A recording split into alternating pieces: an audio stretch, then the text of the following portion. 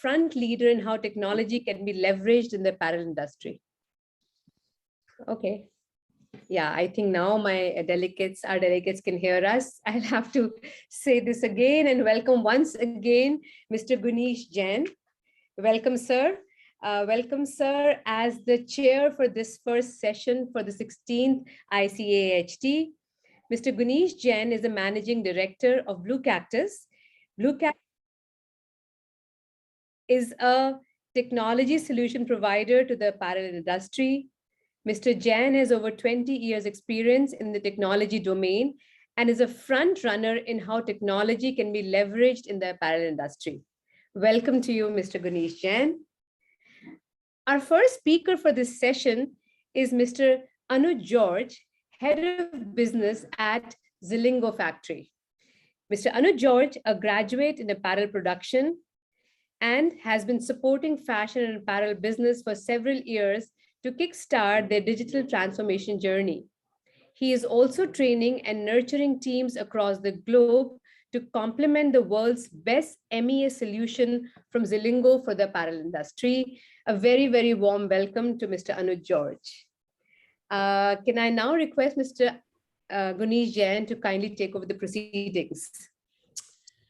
Thanks, Ruchira, and a very good morning to everyone. Excited to be part of this 16th International Conference on Apparel and Home Textiles by OGTC.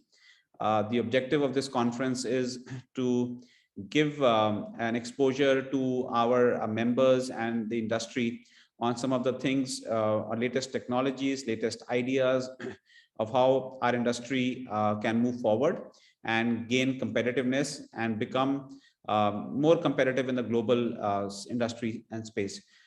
Today's session is very interesting. We've got Anuj George, who is from Zilingo.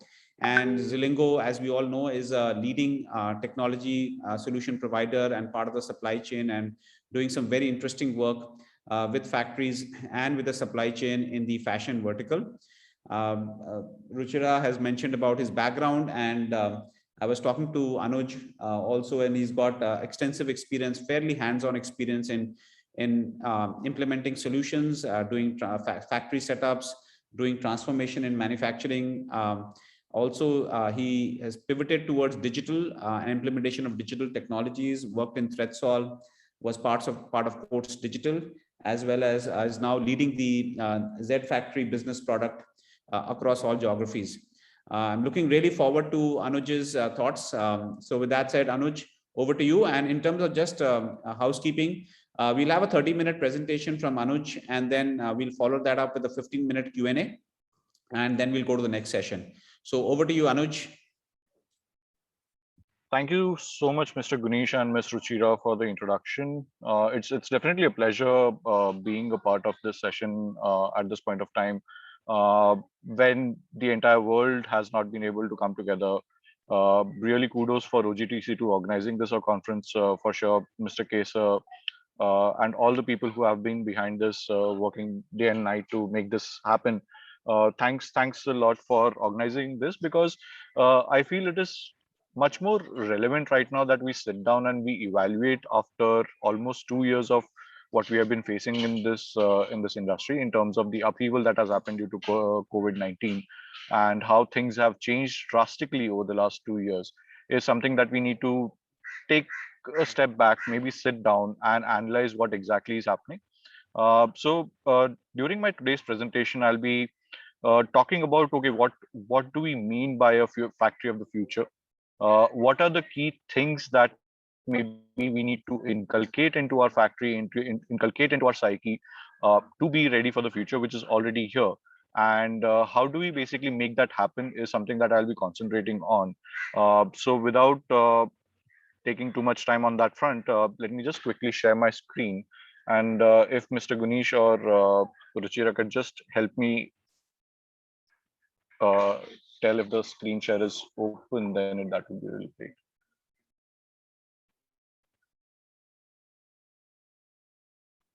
Can you guys see the screen?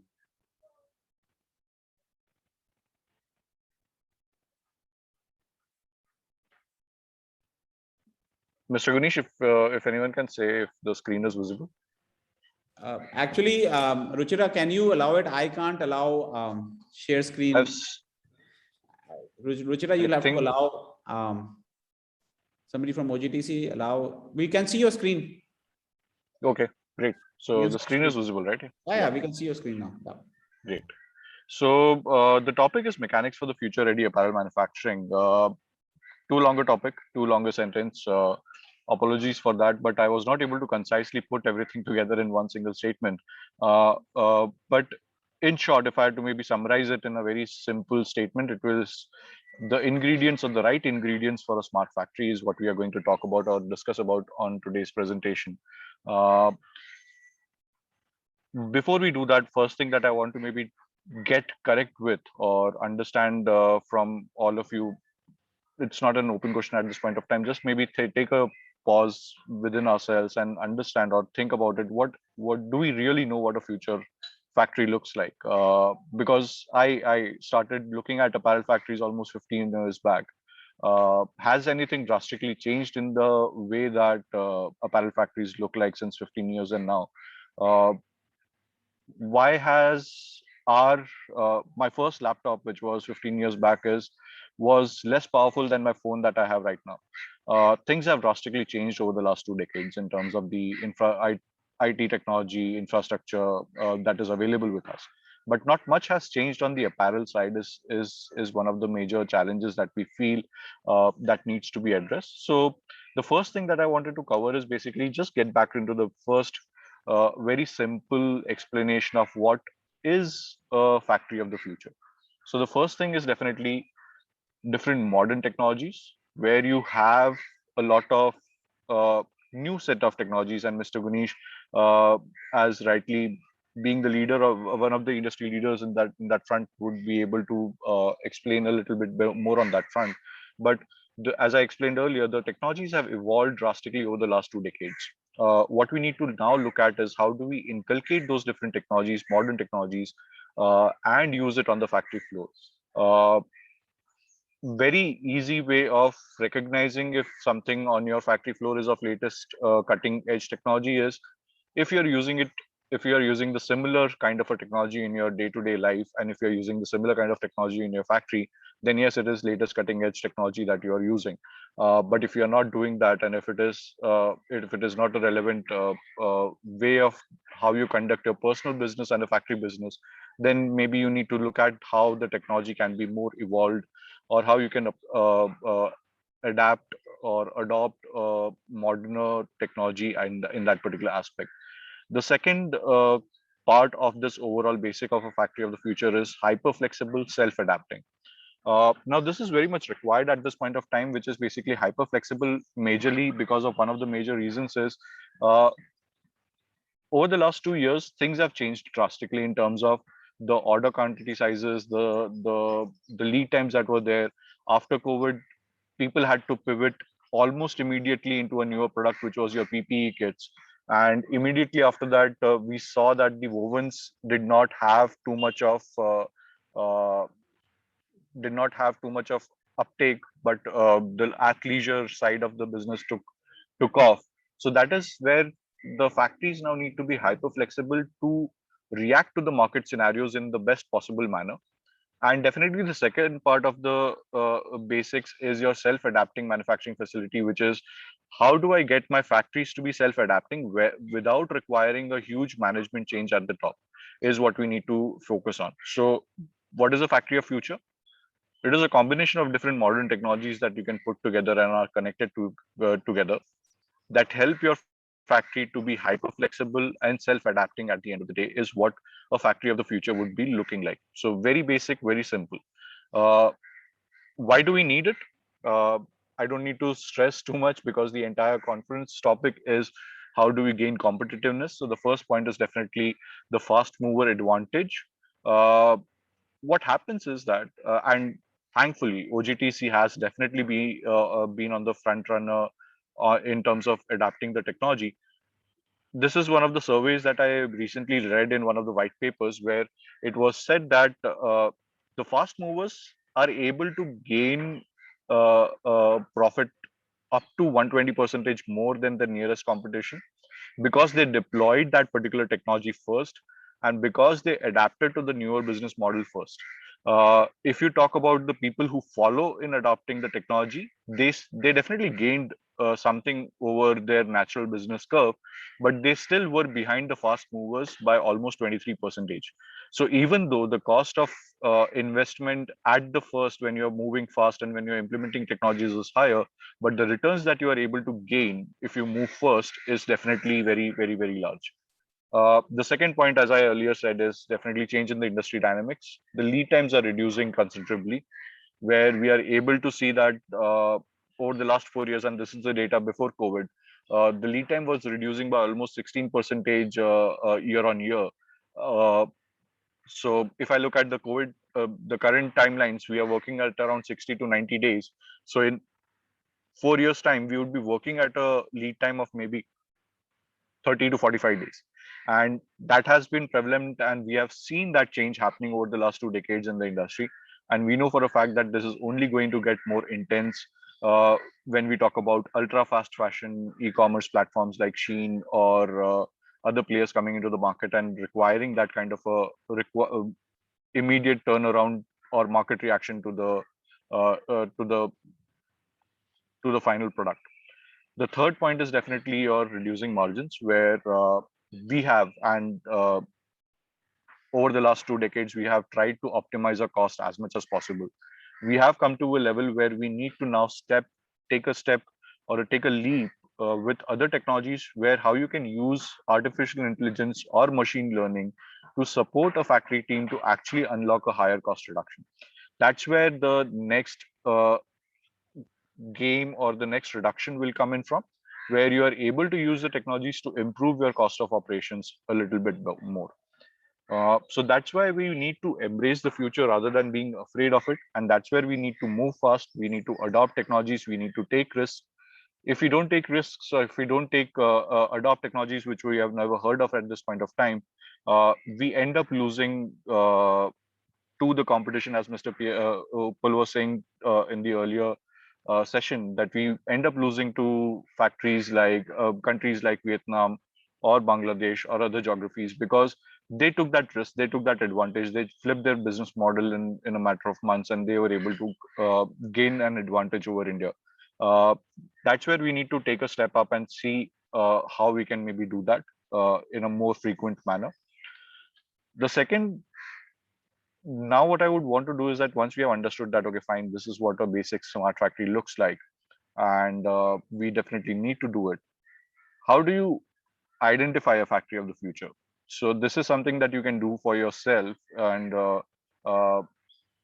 figure out if your factory is actually a factory of the future, or do you need to actually do something different. So it's a test, and I won't reveal the answers till the last point. There are two sets of factories that we'll talk about. One, the first factory focuses more on standards and processes, where it says that you need to have standard discipline, you need to have this, you need to do this right, you need to do that. You need to set up processes in the best possible way. You need to do 5S, you need to do lean. Not saying that it's not required.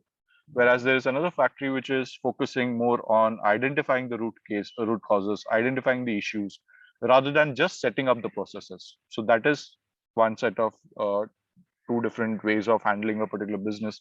The second is definitely they are also using a lot of modern technology tools, which are bound loosely together in terms of they are definitely connected to each other. They are definitely connected to each other in some or the other form, where the data transfer happens both ways. But in the second factory, it is more stronger connected tools with stricter rules, where you have a common database or a common data lake, where you have all these technologies interacting on a more regular level with each other, and the entire organization is set up in a way that it is not only to be loosely connected, but also to be very strictly connected, so that anything and everything that is there in the factory in terms of data points is actually the single version of truth that is there at the end of the day. The third point is definitely reports are configured for a certain set of employees, which is, let's say, your middle management and your senior management, and only a certain people in the organizations have access to those reports.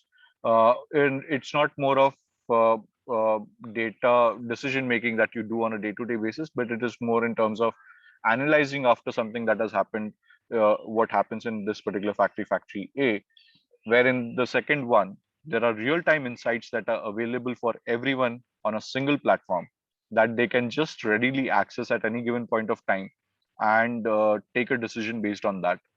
Uh, the last is definitely that the digital infrastructure of factory A lies on top of the production system, or those are two different levels of infrastructures that are there. One is your physical production system infrastructure that is there on top of it, where you have mimicked it in form of a digital infrastructure in collecting data and all of that. In factory B, the entire production system psyche is deeply anchored into the digital infrastructure is what is happening. So what I mean by that is that where you have a complete digital infrastructure that is made in a way that your production system is deeply embedded within it, and you can't differentiate between either of them. It's both of them are dependent on each other very strongly. So based on this, these are the two factory scenarios that could be there. You might have few of A that would be relevant to your factory. You might have few of B that are relevant to your factory.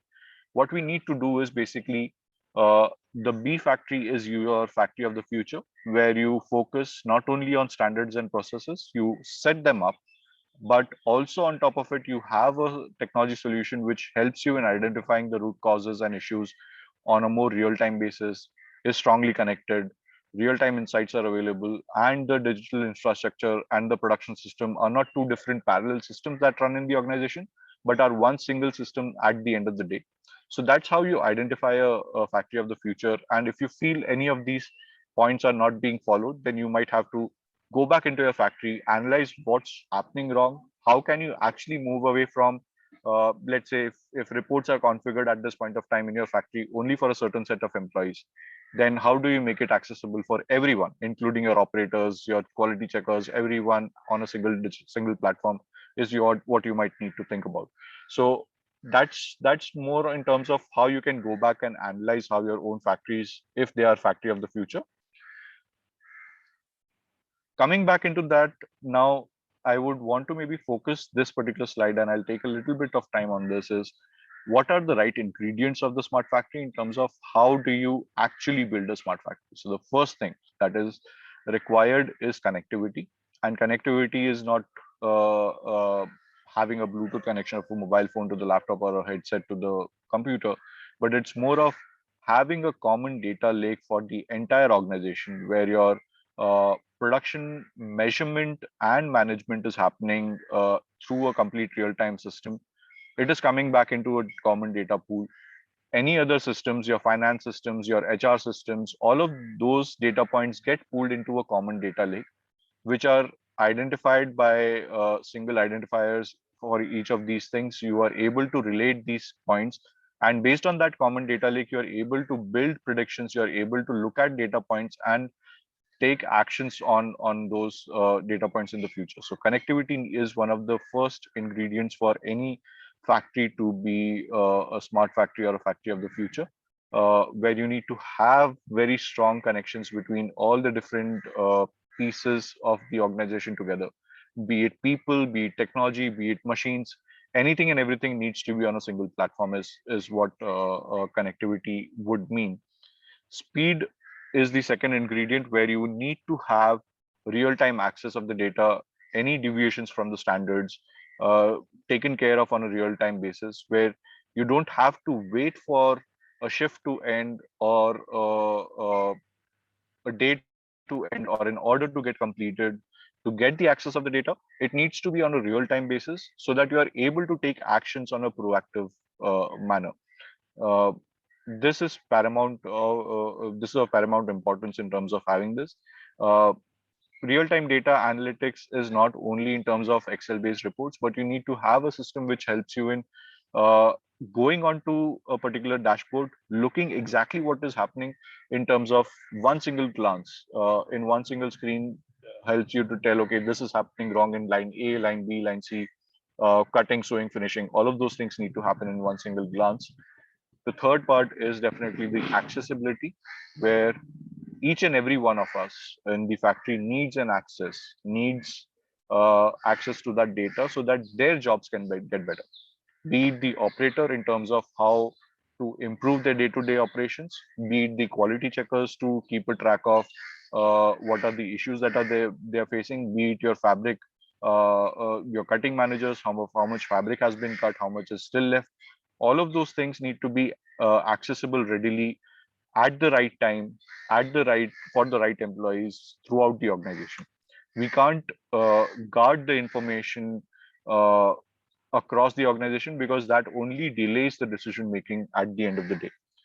The fourth and the last point is anchoring, which is you need to have the entire production system or whatever you have thought of how your factory needs to be built. You need to anchor it deeply into the digital infrastructure that you're building so that your digital infrastructure is not something that is parallel to the production psyche of the management, but it is uh, together that they are able to impact a continuous improvement on the factory floor. So it needs to not be just a additional tool that is there at the end of the day, but it needs to be a tool which cannot be avoided to be used on the factory floor. And if you're not able to do that, then you need to rethink if that is an essential tool, or how do we make that tool a better tool at the end of the day. Uh, Once we have all of these ingredients in place, the second step of it is uh, fast tracking that journey with analytics. Now, what do I mean by analytics is basically the first thing that came to my mind. I'm on a trip to Goa right now, and unfortunately, there is no Uber and Ola at this particular location, and that's why the first thing that came into my mind when I was talking about this was the ride-hailing industry, where if you look at how the taxi industry has changed. 10 years back, when I landed in Delhi, came from the railway station, New Delhi railway station to Gurgaon to a friend's place. The first thing that I had to do was figure out a guy who knew where sector 15 was in Gurgaon, who was willing to go there, and then figure out how much do I need to pay at the end of the day. What does Uber and Ola or the ride sharing apps that have changed the transportation industry? They have taken away all the different things that could actually complicate a driver's life, which is your passenger logistics.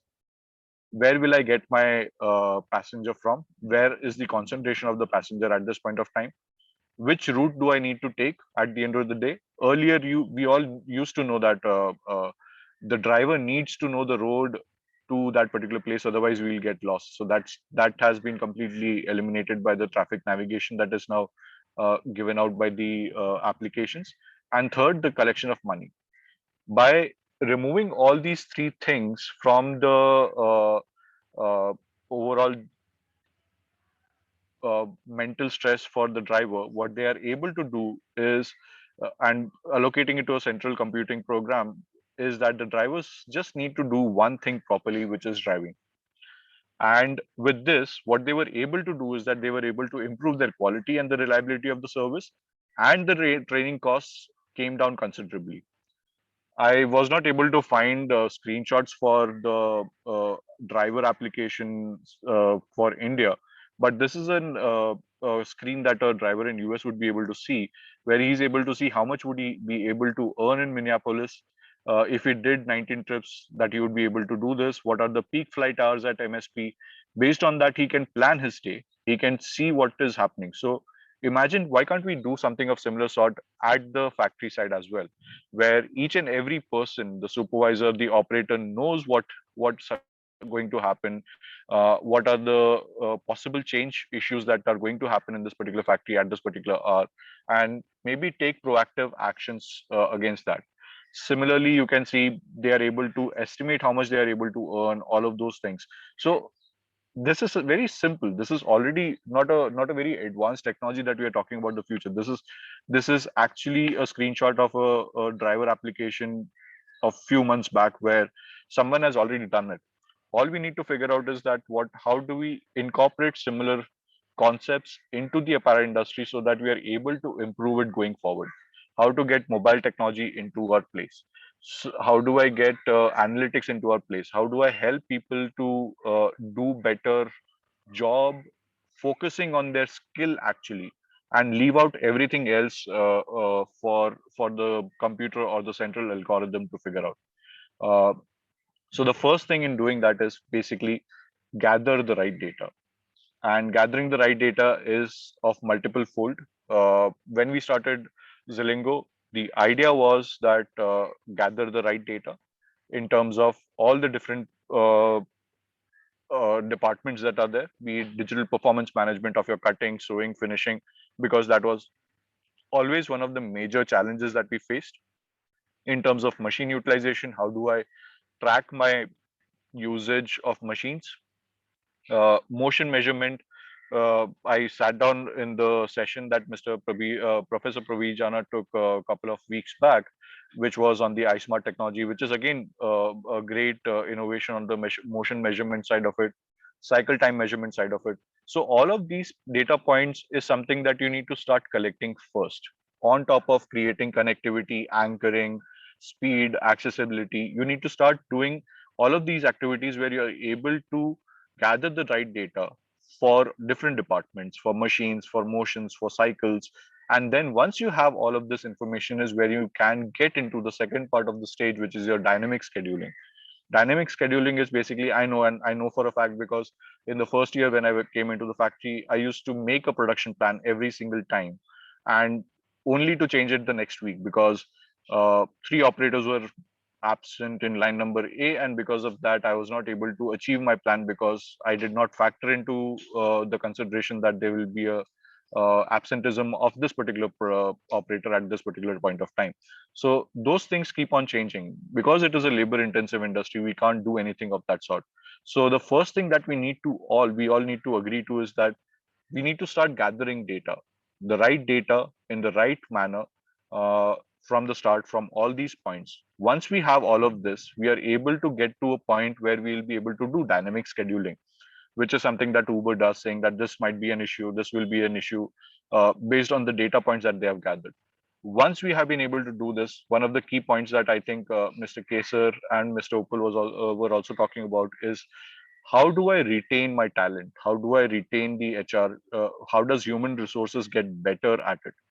Once you have this data, you know who are your star performers, you know who are your people that you need to retain, you know what is the people that I need to retain at the end of the day.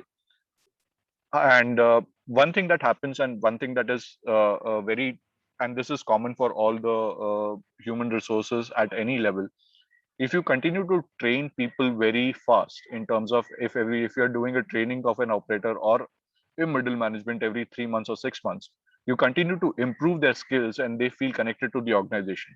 So with collection of all of this data, with dynamic scheduling, what we are arriving at the end of the day is the final stage in this entire analytics journey for any factory is to figure out what is the training requirement for each of the people, be it supervisor, operators, anyone. Help them get that training. Once they get that training, you are able to figure out how to retain those talent at the end of the day in that particular factory. So it's a long journey. I'm not saying that we can achieve it at the click of a finger, but what we need to do is that we need to get started with gathering the right data, see where we are with the data points across the organization. Once we are done with it, move on to dynamic scheduling, narrow the skill gaps, retain the talent, and then take it forward as and when we go into the organization. Very last slide. Not going to take too much time on this, because most of the people are aware of how to take up industrial transformation projects. So the first thing that anyone and everyone needs to do is, if they need to create a factory of the future, we need to create one company operating system, which includes your people, machine, technology, all of that together. Prepare a plan of how your factory should look like, or how your operating system of a factory should look like. Once you are done with that, the second thing that you need to do is that figure out what are the 20 plus, figure out one scale up unit. One scale up unit for any organization can be one line or one floor or one entire department. It could be anything. One, figure out one scale up unit. In that one scale up unit, figure out what are the different innovations that you would like to do. I like to call this phase to be prepare and diagnose, where we figure out one scale up unit, figure out these are the challenges that I'm facing. So I need to I want to get over these challenges, figure out what are the technological innovations I need to put in over there, which is 20 plus use cases or something of that similar. Once you have identified that, validate and deploy that within few scale up units, and you have seen that it is working. The second step is basically validate out of those multiple types, multiple 20 plus use cases, multiple scale up units that you have done. Figure out which are the 50 plus use cases that you can actually deploy. It could be operator wise tracking, it could be machine maintenance, it could be anything. It could be your inline checkers, it could be your AQLs, it could be your production planning, it could be fabric inspection. Any of these use cases that you feel is a challenge in the organization, validate out of the entire set of innovations that you have carried out. At the max, maybe 50 of them. Once you have identified, let's say 50 of these use cases where you are designing and planning to implement it across the factory. So the idea of doing it in one scale up unit is that one scale up unit is actually reflecting the overall organization culture. So once you have done it in a couple of lines or a floor or a department, then you are able to duplicate it exponentially in the overall organization. And the last is definitely once you have validated all the use cases that you feel are required for the organization, which is validation part of above the experimentation, is where you deploy across the company and then you sustain that technology. And then you again repeat the cycle of preparing and planning, design and preparing and diagnosing, design and planning and implementation and sustaining. So this is how you should basically continue to grow the organization in terms of figuring out what your factory should look like, uh, pick up few innovation use cases that you want to maybe put across uh, in one of the factories or one of the flows. Once you have done that, once you experimented with a lot of them, validate those use cases and then deploy across the factory. Don't deploy across the factory together. Validate, experiment, validate, use the ones that are actually beneficial to the organization at the end of the day.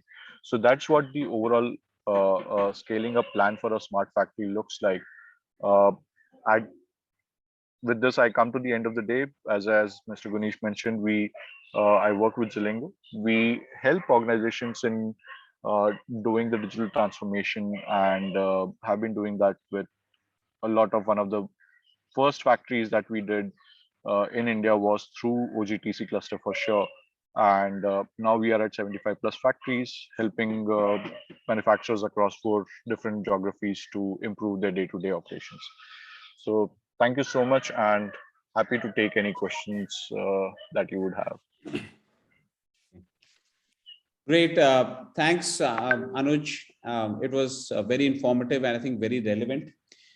With that, I would just, if audience has any questions, please feel free to put your questions on the chat box. And while maybe people are asking their questions, I had a few things I just want to ask you, Anuj. In terms of, doing the transformation, you showed a factory A or a setup A and a B, and what the processes, etc., were. My experience has been that changing people's mindset, processes is a big job, right?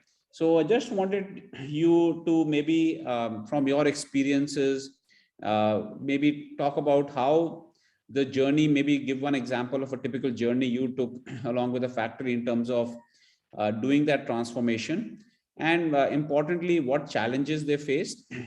And secondly, what would be the 1 or 2 areas you would say from your experience would be the low hanging fruits or things which people can do, because what I've noticed is our industry is notorious for being scared of taking those big, hairy, scary goals, right?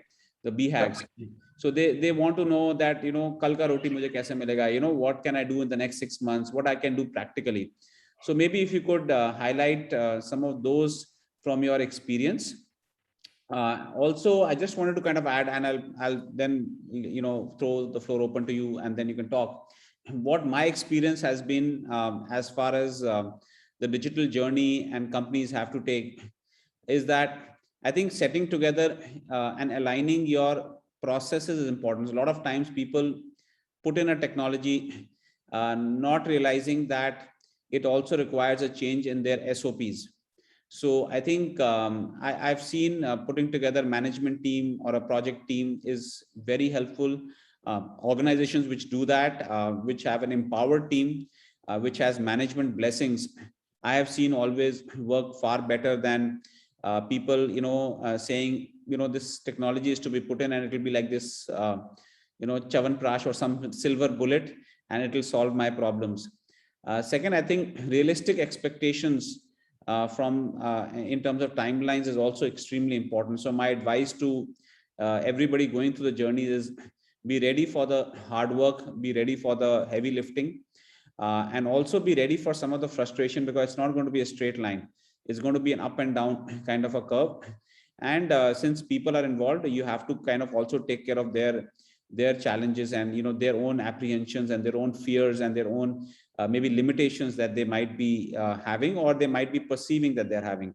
So it's a very interesting vision, Anuj, you've outlined, and I would love to for you maybe to highlight some maybe examples, one or two simple ones which people can relate to and take it forward. Over to you.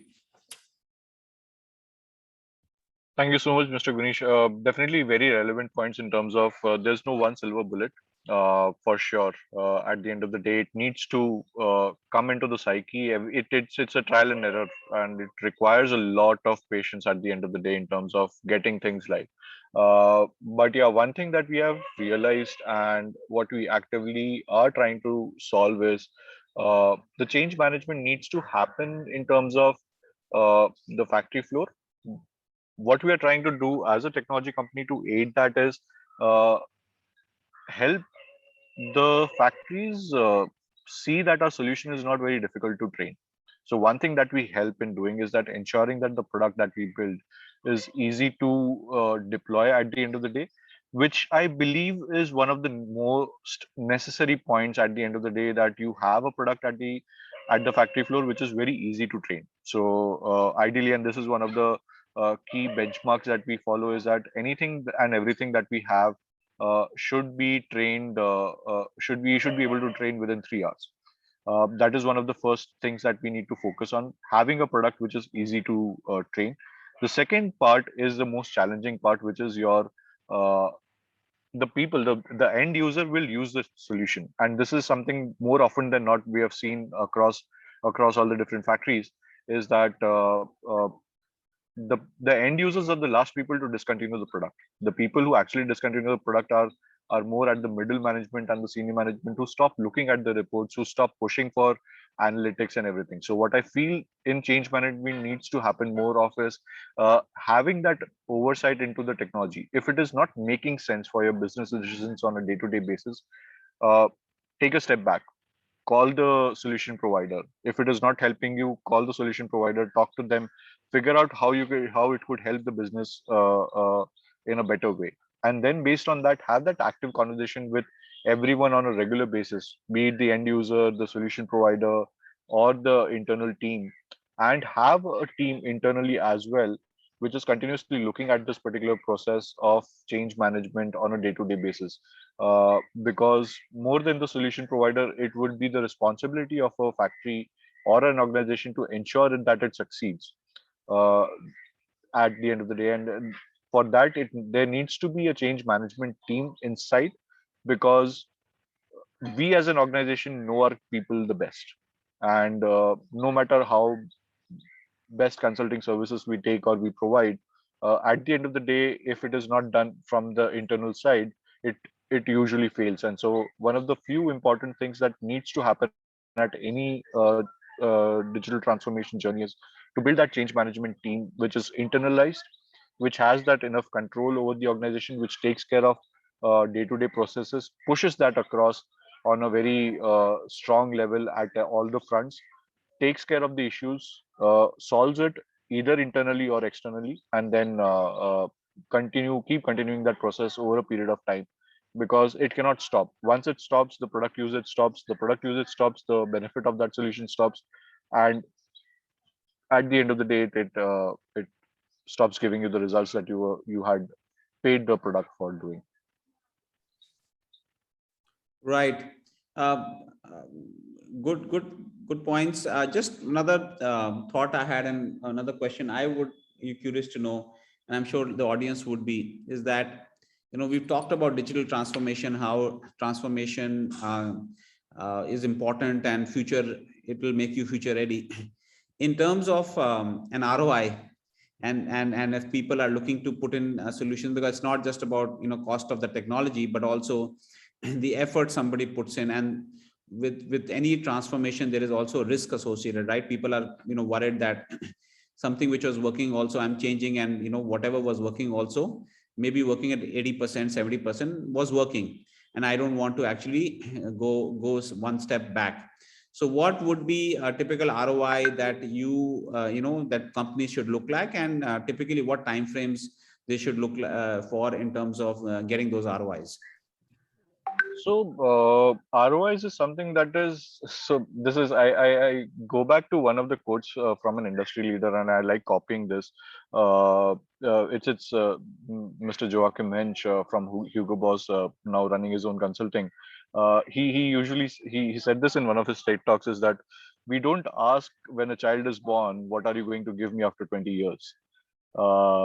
That's exactly what I would want to say at this point of time. Don't look at ROI. It's allow it to come out. Don't look at time frames. Don't look at hard stops.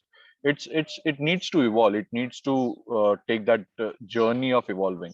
Definitely, there will be returns. There's a business cost associated to it. There is a return in investment that is associated to it, and there have been numerous studies. The biggest companies that are there have a huge R&D budget.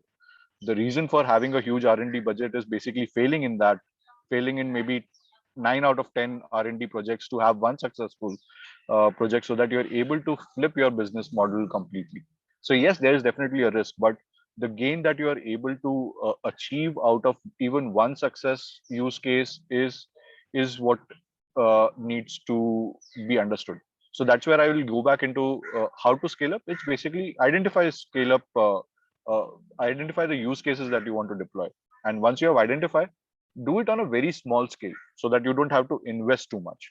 And once you have allowed it to evolve over a certain period of time, and when you know that, okay, fine, this is working fine in this particular section, so I'm pretty confident that it will work for the overall organization, that's when you take that call of maybe expanding it to the overall organization. So break it down, take the risk, but maybe scale down the risk factor by to, let's say, one line or one floor or one department, and then maybe scale it up to the overall organization. Don't take a call of doing it for the overall organization together. That is definitely a very big risk. We can always scale it down in terms of smaller chunks and then let it evolve, so that even if it fails, it's not too big a risk for any organization at the end of the day. I'm told there were some questions on the live chat. Unfortunately, I can't see the live chat. I just see nothing on the chat.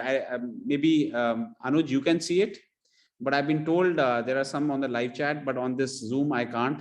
So Yeah. maybe if so I think there were a couple of them that I can see. I can't see it. The couple of them I can see. It's one is dynamic scheduling. Someone wanted me to explain dynamic scheduling again, and the second one was does Zelingo help in production planning, or is it just quality control? So I think I'll club both of these two. Yeah, and we can together. Maybe since we are almost out of time, maybe we can keep it short, maybe a couple of minutes max, a minute or two. That's it. Yeah. Yeah, sure. So in terms of dynamic scheduling, what I mean is that you need to, once you have all the data points of a factory together in one single data lake, what you're able to do is that you are able to have a system which by itself creates the plan for you at the end of the day, without requiring planners sitting on Excel boards and creating those plans for you. But the key important part is basically gathering the right data, which is the major challenge that our industry faces. Gathering the right data from the right points without too much of intensive nature. Which brings me to the next question, which is, does Zelingo help in production planning as well, or it's just quality control? We, at this point of time, don't help in production planning. what we aim to do is basically help in gathering the right data from the factory so that you are able to use it in your IT infrastructure at the end of the day, club it back in, create a common data lake of all the data points for the factories, and then use it in your existing IT infrastructure to maybe create better plans at the end of the day. So that's what we do. Great, thank you. Thanks, Anuj. And it was a very informative and useful session. I'm sure the audience really got some great food for thought and ideas on how they can create a future-ready factory or a smart factory. And I'm really looking forward to our OGTC members really embracing this whole digital transformation and digital journey. I know it requires effort, it requires a lot of discipline, but trust me, guys, it actually gives a lot of benefits, and you know, it's not a question of, you know, if you should do it. I think it's only a question of when, and I think, you know, no better place than to start now. So Anuj, thank you so much for the time and your presentation. With that, we will go to the next session in our workshop today.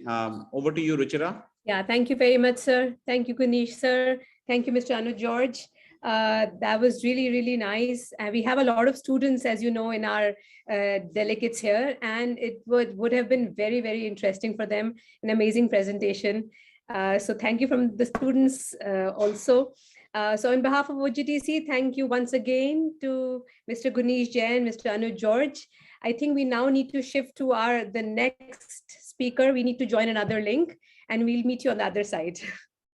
Oh, really? I have to join another link? Yes, sir. So once we leave this, we need to get back onto our agenda. Got it. We'll do that. Yeah. I'll see you on the other side.